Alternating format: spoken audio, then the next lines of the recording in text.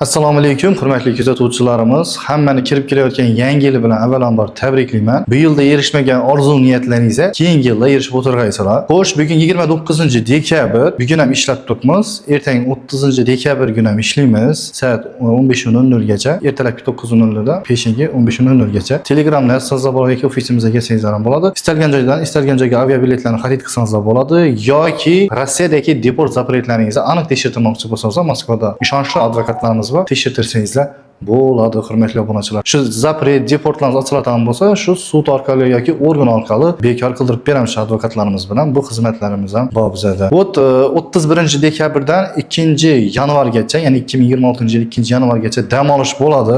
Bemalol sizlar Telegramdan yozsangiz, Telegramdan javob qaytariladi. Deport zapretlaringizni tekshirtiraman desangiz yoki bilet xarid qilaman desangiz, ofis ilik bo'ladi vaqtida. Lekin Telegramdan javob yozib, biletlaringizni yozib, yoki deport zapretlaringizni tekshirishga yuborib qilsak bo'ladi, hurmatli obunachilar. Sog' bo'ling, omon bo'linglar, yangi yillarni yaxshi kutib qolinglar.